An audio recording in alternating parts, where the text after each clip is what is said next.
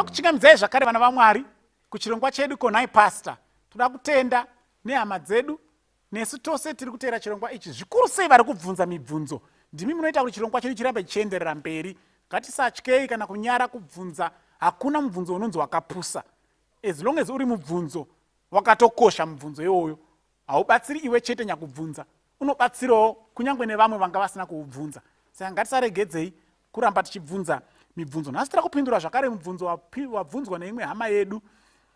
Haunawo une ukama pane zvatakambodzidza mumashure zvevakafa, saka wakanangana nezvevakafa. Unoti iwo panapa, zvinoita here kuti munhu akafira nekuvigwa kune imwe nzvimbo totakura ivhu ronovigwa kumusha kwake? Zvinoita here? Munhu akafira, tomboti afira kunze kwenyika kana kuti afira kune imwe nzvimbo neaccident, paafira pacho tonokura ivhu ipapo tonoviga ivhu racho kumusha kwedu. Regai nditange ndati inini, pane tsika iri mubhaibheri inogona kunge iriyo iri kutorwa nevanozviita zvoita sekunge zvinotsigirwa nebhaibheri. But ndoda kuti muzivewo kuti muvengi waMwari ari Satani anowanzoshanda neanonzi macounterfeits. Ende chinhu chinonzi counterfeit chiri padhuze nechechokwadi asi chisiri chechokwadi. Ukazva chinzi kune mafake $100 notes ari kufamba, usafunga kuti anenge ari ered, ma$100 notes anenge asimbori ered kana epink, anenge atori ekala yeruvara rwe$100 note chaiyo. But zvinoda neziso rinoona kuti azonoti apa tinenge kuti iyi haisi yechokwadi. Saka kune zvimwe zvinhu zviri mubhaibheri Satani zvaanotoredzera zvoita sekunge ndizvo, asi ukazonyatsocherechedza unozoona kuti izvo hazvisiri izvo. Saka ndira kutanga ndaverenga tsika iri mubhaibheri maringe nekuvigwa kwevamwe varume vandaifunga kuti vaiva neukama hwakasimba zvikuru naMwari. Ndichatanga naJoseph. Genesis chapter 50. Iye Joseph akufa, inzwai zvaakataura. Verse 25 na 26. Then Joseph took an oath from the children of Israel, saying, God will surely visit you, and he shall carry my bonds from here. So Joseph died, being 110 years old, and they embalmed him, and he was put in a coffin in Egypt. Samukazenda pana Exodus 13 verse ya 9, vaakubuda muIjipita, vana vaIsraeri vaakuenda. Joseph ndiye angati, Mwari achakushanyirai, ndakufamba, asi Mwari achakushanyirai. Kana maakuzobuda, Mwari akushanyirai, takurai mapfupa angu. Chapter 13 verse ya 19 inoti iyo, and Moses took the bonds of Joseph with him, for he had placed the children of Israel under solemn oath, saying, God will surely visit you, and you shall carry my bonds from here with you. Saka tinoona mapfupa aJosefa achitakurwa kubva kuIjipita vaakuenda Canaan. Joshua chapter 24 verse ya 32 inobva yatsigira, inobva yatiudza kuti mapfupa aya vakazodii nawo. Joshua 24 verse ya 32. Joshua 24 verse 32. The bonds of Joseph with the children of Israel had brought out of Egypt, they buried at Shechem, in the plot of ground which Jacob had bought from the sons of Hamor, the father of Shechem, for 100 pieces of silver, and which had become an inheritance of the children of Joseph. Saka mapfupa aJoseph zvedi akatakurwa from Egypt akanovigwa kuShechem mazuva awana Joshua. Ndonzi vakamaviga ikoko. 1 Samuel 31 verse 11 to 13. 1 Samuel 31 verse 11 to 13. Pane nyaya zvakare yemapfupa ipapo. 1 Samuel 31 verse 11. Now when the inhabitants of Jabesh Gilead heard what the Philistines had done to Saul, all the valiant men arose and traveled all the night and took the body of Saul and the bodies of his sons from the wall of Bethshan. Saul nevana vakanga oraiwa.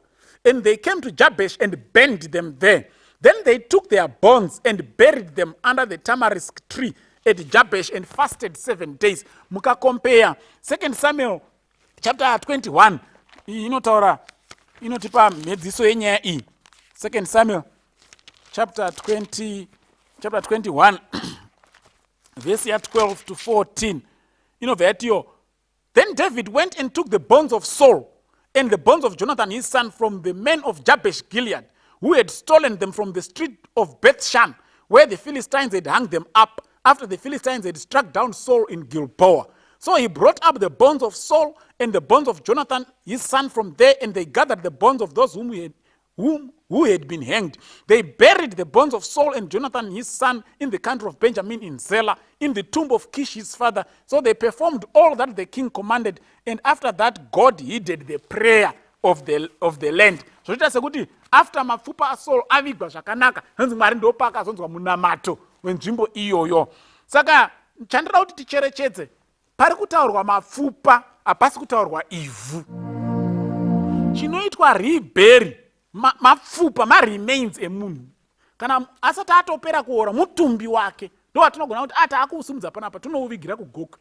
Aiwa, afira hake kuchitungwiza pati tonomuviga kumusha kwake kwa Mutare. Afira hake next day ndikubulawayo, pati kumusha kwake ndekwamurehwa. Kana afira ikoko, tomboti vaya vakafa kana akaita zvekupondwa, ozoonekwa aora, angowo mapfupa, hongu. Togona kuti akutora marangwanda ehama yedu, tonoiviga kumusha. Asi kuti munhu afira kuBedbridge, otoiswa mukofini, ovigwa, otofutsirwa, vanhu vozoya vonokora ivhu pamusoro pekofini, voti pamusoro peguva paya, voti takunoviga, haisi hama yenyu yamatora. Hapana kana bvupa 1 ramatora. Matora ivhu rachitobviswawo apo richiiswa pamusoro apa.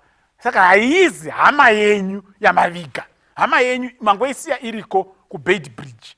Saka kana muine shungu dzekuda kuita reberi the remains of your beloved dead, chitokumbirai hurumende motenderwa, mofukunyura, mosimudza kofini racho, moenda naro kumusha, monoviga panzvimbo yemoda kuviga hama yenyu. Izvozvo zviri biblical. Asi kunokora ivhu, musafunge kuti matakura hama yenyu, hamuna, matora ivhu.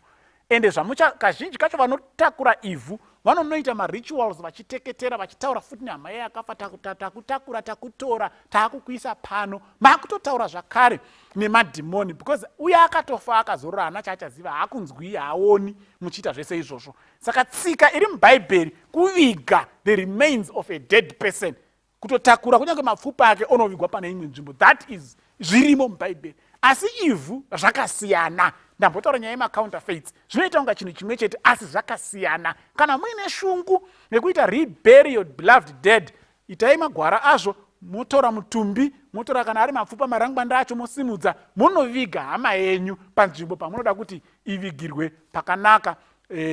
Takadzidza nyaya yemakuva, kana muchida kurivaka morivaka. Izvozvo zviri biblical. But zvevhu hatina muenzaniso kunzi vakati vapedza Saul akati anhingirina vakanokora ivhu. Unonzi vakatora mapfupa ake vakanomaviga, havana kunokora ivhu.